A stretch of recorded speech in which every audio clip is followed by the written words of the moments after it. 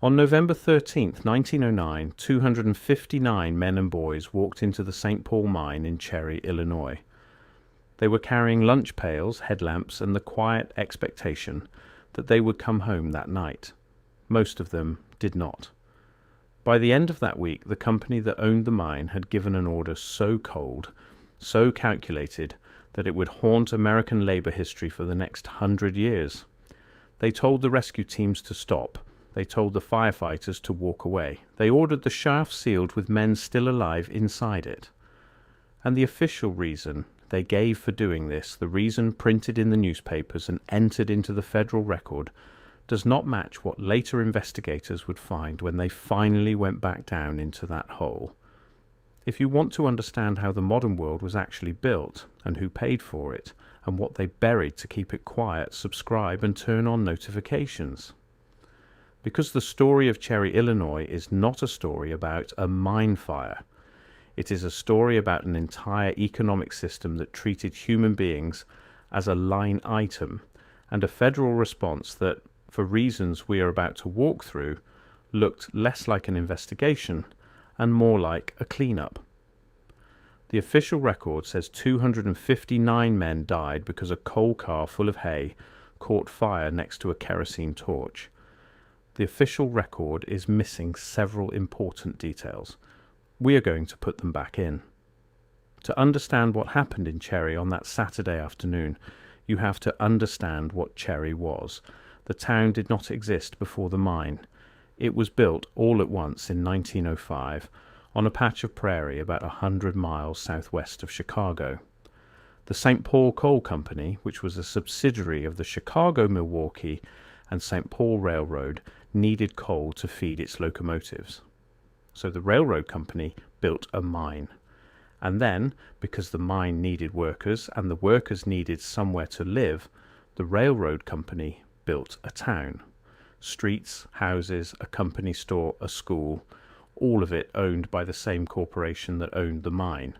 The workers paid rent to the company. They bought groceries from the company. They were paid in company scrip in the early years, which meant the money the company gave them only worked at the store the company owned.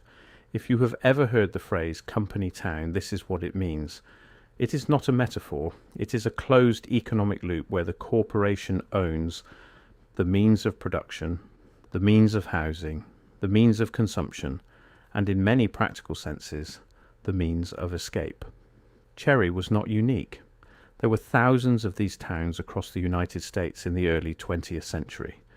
They sprang up like mushrooms wherever there was coal, iron, copper, timber, or railroad track being laid. And here is where the revisionist history starts to matter. The standard textbook tells you that America industrialized in a steady, organic, inevitable way through the 19th century. Inventors invented, capitalists invested, workers worked, and gradually the country became modern. That is the bedtime story. The actual record, if you go to look at the census numbers and the labor data and the mortality statistics, tells a different story. Between roughly 1870 and 1910, the United States went from a country that was mostly farmland and small towns to a country with the largest industrial base on Earth. That transformation did not happen gradually. It happened in a single human lifetime. It was built almost entirely on the bodies of immigrants and children working in conditions that, by any reasonable standard, were a form of organized human sacrifice. The men who walked into the Cherry mine that morning were almost all immigrants. Italians from the south, Lithuanians, Slovaks, Poles, Belgians, French. Many of them had been in America for less than 5 years. Some had been in America for less than 5 months. They did not speak English well, or at all. They could not read the safety notices the company posted. They could not read their own contracts. They had been brought to Cherry by labor recruiters who promised them steady work and a roof, and the steady work and the roof were technically delivered, but the rest of the deal had been written in a language they could not understand. They were paid less than American-born workers. They were given the most dangerous assignments. When something went wrong, as it did on November 13th, the company that had recruited them, housed them, and paid them made decisions about their lives without consulting them or their families. The mine itself had 3 veins. The second vein, about 300 feet down, was the main working level. The third vein, about 500 feet down, was deeper. The shaft connecting them was an enclosed vertical tunnel with a wooden lining. The mine was lit in 1909 by kerosene torches. This detail is important because by 1909 electric lighting was widely available. It had been available for decades. The St. Paul mine had, in fact, been equipped with electric lights, but the electrical system had been malfunctioning for weeks, and rather than fix it, the company had simply gone back to open flame torches. Open flame torches in a coal mine. Open flame torches around hay bales used to feed the mule teams that hauled the coal cars. If you were a mining engineer in 1909 or 1809 for that matter, you already know what is about to happen. The men in the mine did not, because they were not engineers. They were immigrants who had been told to push the coal cars and shovel the coal and trust that someone somewhere had thought about their safety. Around 1 in the afternoon, a coal car carrying 6 bales of hay was pushed past one of these kerosene torches in the second vein. The hay caught fire. This is the moment the official story begins, and it is also the moment the official story starts to crack. The men working nearby saw the fire start. They tried to put it out. They poured water on it. They tried to push the burning car deeper into the mine where the ventilation might starve the flames. None of it worked.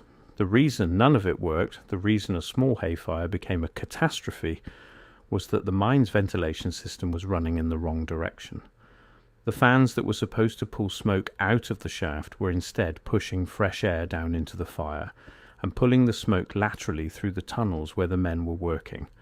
The fire grew. It found the wooden timbers that held up the mine roof. It found the wooden lining of the shaft itself. Within an hour, the entire shaft was a chimney. Some men got out. 12 of them rode the cage up to the surface on its first emergency trip. They were burned, choking, half blind. The cage went back down. It came back with more men. It went down again. On that third trip, the cage operator could not bring it back up because the cables had caught fire. The cage stopped working. The main shaft was now impassable. There were still about 200 men underground. Here is where the decision was made that would define everything that came after. The mine had a second shaft, an escape shaft, designed exactly for situations like this. It was a smaller vertical tunnel with its own ladder and its own ventilation. Some of the men trapped underground knew about it. Some did not. The ones who knew started moving toward it. They organized themselves. They put wet cloths over their faces. They walked through the smoke in the dark for hundreds of yards. About 60 of them made it to the escape shaft and climbed out alive. The rest, somewhere between 100 and 150 men, were still down there, alive, trying to find a way out.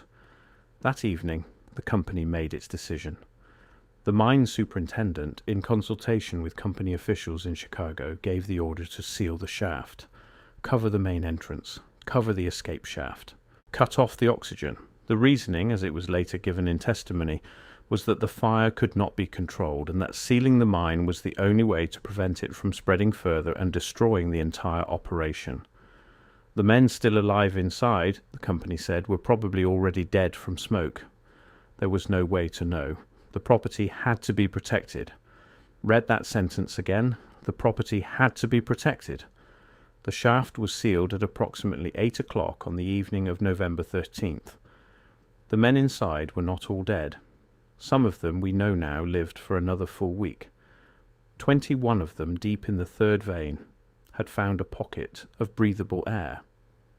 They had managed to build a small barricade out of mud and timber to keep the smoke out. They had a little water from a seep in the rock. They sat there in absolute darkness for 8 days. They prayed. They wrote letters home with pencils on scraps of paper. One of them, a man named George Eddy, wrote out a will leaving his wages to his wife. Another wrote a goodbye to his mother in Italy. They listened in that darkness for any sound from above. They heard nothing. They did not know that the mine had been sealed against them. They did not know that the company had decided they were already dead. They only knew that no rescue was coming, and that the air was getting thinner. On the third day after the sealing, public pressure from the families gathered above the shaft became too intense for the company to ignore. The wives and mothers and children of the missing men had been camped at the mine entrance since the fire began. They had watched the company seal the shaft. They had begged. They had screamed. They had been held back by company guards. On the third day, the seals were broken partially. Rescue teams were finally allowed to descend, wearing the primitive smoke helmets that were the period equivalent of a self-contained breathing apparatus. They found bodies. They counted bodies. They came back up. They went down again the next day and the day after. On the 8th day, November 21st, a rescue team in the third vein heard a faint sound, a tapping. They moved toward it, and they found the 21 men. 20 had survived. One had died only hours earlier. They had been alive the entire time the mine was sealed. They had been alive the entire time the company was telling reporters that everyone underground was certainly dead. They had been alive while the company calculated whether their bodies were worth retrieving. And here is what the standard history does with this fact. It treats the survival of those 20 as a miracle. It treats the disaster as a tragedy. It uses the word accident a great deal.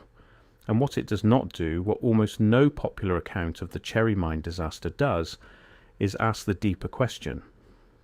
Why was the mine being run this way in the first place? Why were there kerosene torches in 1909? Why were the ventilation fans running the wrong direction? Why was a hay car being moved past an open flame? Why were the men inside this mine almost all immigrants who could not read the warning signs? And most importantly, why did the company believe when it gave the order to seal the shaft that it had the legal and moral authority to do so? The answer to all of these questions is the same answer, and it is an answer that the standard story of American industrialization does not want you to think about for very long. The men in the Cherry Mine were not, in the eyes of the company, fully equivalent to other Americans. They were a labor input. They were a commodity that had been imported, housed, and deployed against a coal seam. Their deaths were a cost of doing business, and that cost had been priced into the operation from the day the mine was built. The kerosene torches were cheaper than fixing the electrical system. The malfunctioning ventilation was cheaper than redesigning it. The hiring of immigrants who could not read English was cheaper than hiring workers who could. The sealing of the shaft was cheaper than a prolonged rescue operation. Every decision the company made, including the decision to leave men to suffocate in the dark, was a decision driven by accounting. This is the part of the story that the official record handles by simply not handling it. The federal investigation that followed the disaster, such as it was, focused on the mechanics of the fire. The state of Illinois held hearings. A coroner's jury was convened. The company paid out small settlements to the families on the order of about $1,800 per dead worker, which was less than the cost of replacing the burned timbers in the shaft. No one from the company went to prison. No executive resigned. The mine reopened within months. The town of Cherry continued to exist, owned by the same corporation, working the same coal seam with most of the same equipment. But something did change after Cherry, and this is where the revisionist economic historian has to pay close attention. The disaster became, in the years that followed, one of the foundational arguments for the creation of the Federal Bureau of Mines, for the passage of workers' compensation laws in Illinois and elsewhere, and for a broad public reconsideration of what an industrial corporation was allowed to do to its workers. The standard story tells you that these reforms were the natural progress of an enlightened society. The standard story tells you that America saw what happened at Cherry and decided to do better. The actual record is more complicated. The reforms that came after Cherry were not gifts. They were not the spontaneous awakening of corporate conscience. They were extracted painfully from a system that had built itself on the assumption that human life was the cheapest raw material in the economy. And the people who extracted those reforms were the widows and the brothers and the friends of the men who died in that mine. They organized, they lobbied, they sued, they marched, they built unions, and the corporations for the first time were forced to put a higher price on the human input. That is the revisionist reading of what Cherry actually means. It means that the modern American labour protections you may take for granted, the workers' compensation, the OSHA inspections, the right of a worker to refuse an unsafe job, all of these were not handed down. They were paid for in advance by men who suffocated in the dark while their employer counted the cost of saving them and decided against it. And here is the part that connects this story to a larger pattern that, once you start looking for it, you can see in almost every corner of the period between roughly 1850 and 1920. The infrastructure of the modern world, the railroads and the steel mills and the coal mines and the factories and the canals and the buildings that you now look at and call American history, was built on a human cost that the standard history either does not mention or mentions briefly and moves past. It is not a small cost. It is, by some estimates, hundreds of thousands of industrial deaths in the United States alone during this period.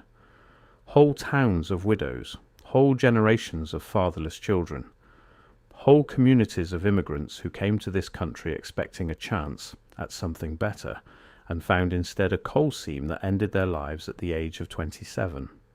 If you want to understand the architecture of the modern world, you have to understand the labour pool that built it, and you have to understand the conditions under which they worked. And if you start to look at it through that lens, certain other questions begin to surface. Questions about how exactly a country that was largely agrarian in 1860 had become the most industrialized nation on earth by 1910. Questions about where the capital came from. Questions about where the workers came from. Questions about why, when you look at the records of this period, you find a strange pattern of cities that seem to grow faster than the materials and the labour available to build them could possibly account for.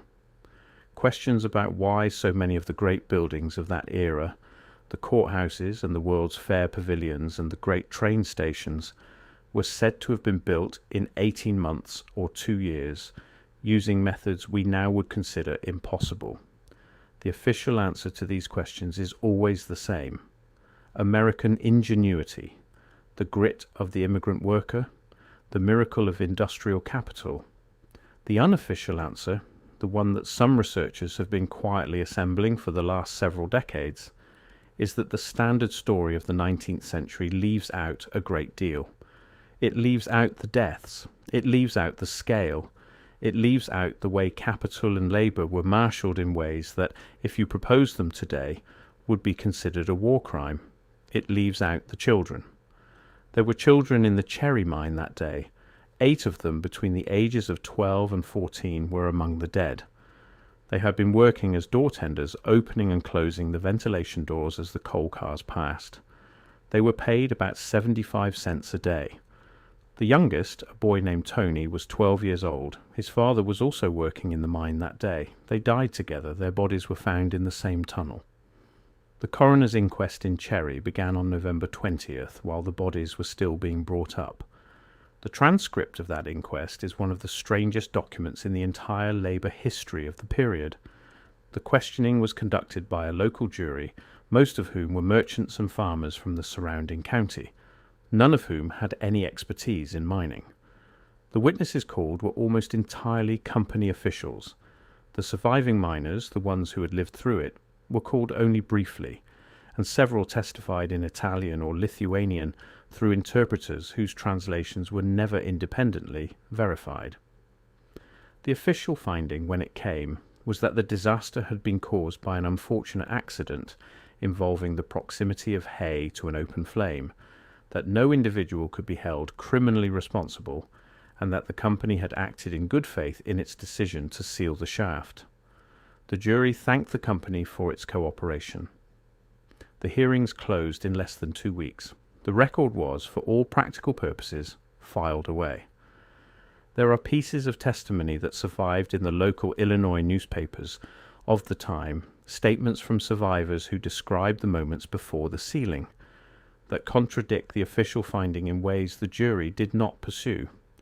One survivor told a reporter he had heard the cage operator say, just before the cables burned, that there were dozens of men still gathering at the bottom of the main shaft, waiting for the cage to come back down. Another said he had seen company officials at the surface refusing to let volunteer rescuers descend into the escape shaft on the second day, on the grounds that the air inside was too dangerous and the company could not assume liability. There were men in town that night, miners from neighbouring operations, who had brought their own equipment and were prepared to go down. They were turned away. The official record does not mention this. The official record does not mention the volunteers.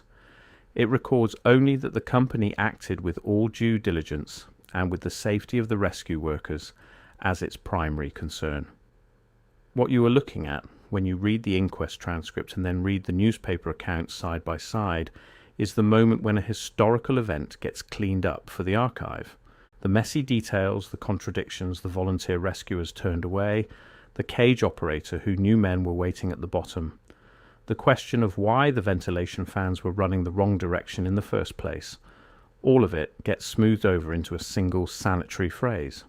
Unfortunate accident, good faith, due diligence. Once those phrases are in the official record, they become the version of events that future historians, working from the official record, will repeat. This is how the receipts get buried.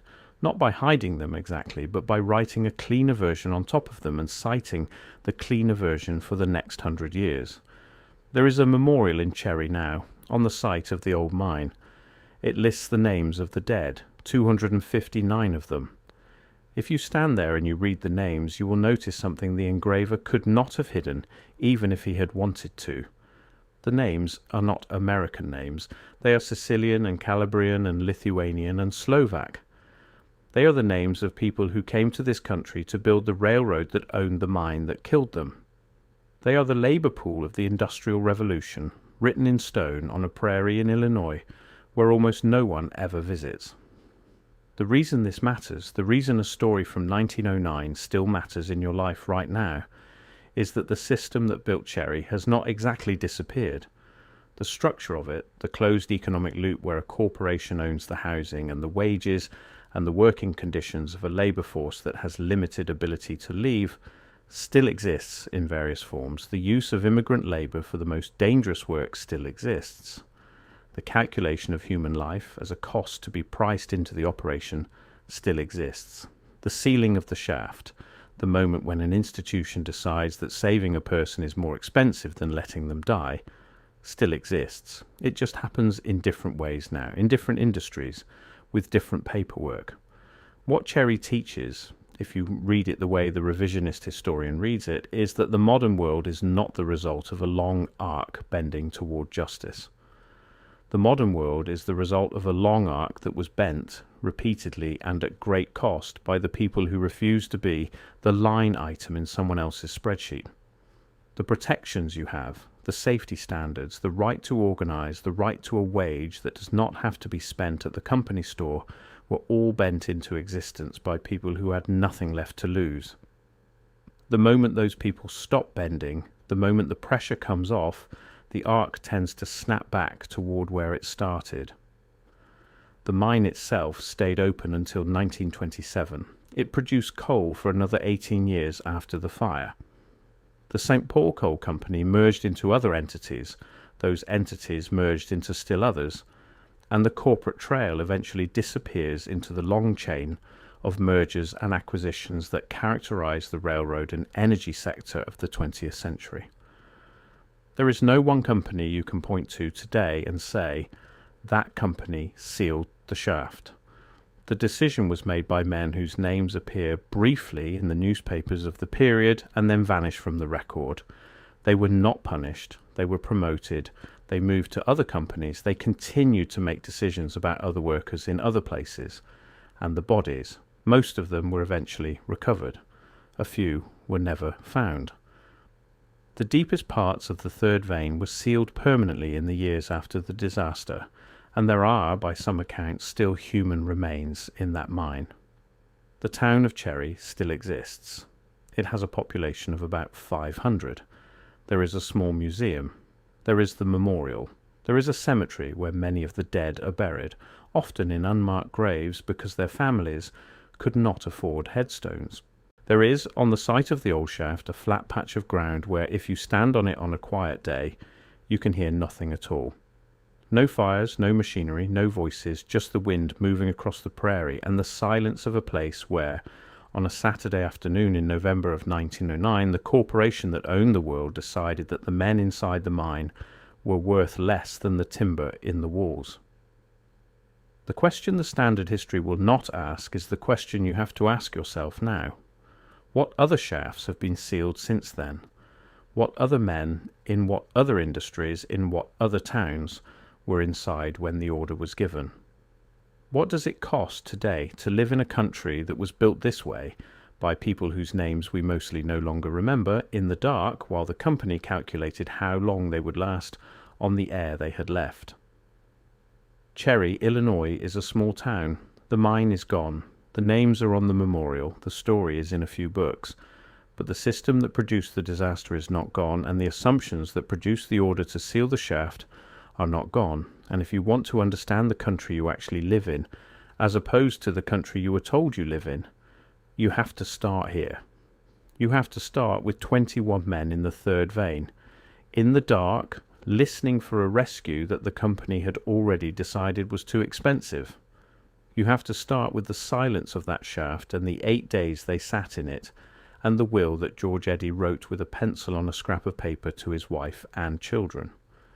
You have to ask, when you have finished reading those words, who exactly the modern world was built for, and who paid for it, and whether the bill has ever actually been settled. That is the story of the Cherry Mine. That is what they found, 8 days after they sealed the shaft in the dark of the third vein. Not just bodies, but the receipts. The receipts of an economic system that priced human beings at $1,800 apiece, that hired men who could not read its safety notices, that ran open flames next to hay bales because the electrical system was too expensive to repair, and that, when the fire came, gave the order to close the door and walk away. The men in the mine did not know they had been written off. They thought until the very last hour that someone was coming for them. 20 of them lived to find out the truth. The other 239 never did. The country they died building has, for 100 years, mostly chosen not to look at the receipts they left behind. Look at them now. Read the names on the memorial. Read the testimony from the hearings. Read the letters they wrote in the dark. Then ask yourself, what other shafts are still sealed and what is still inside them, waiting for someone with the courage to break the seal and finally let the air in. The history they taught you stops at the headline. The real story is in the third vein, where 21 men waited in absolute silence for 8 days, and one of them did not make it, and the rest came up to a world that had already decided they were dead. That world is the one you inherited. It is the one you live in now. The only question left is what you are going to do about it, now that you know what was actually buried in Cherry, Illinois, in the autumn of 1909.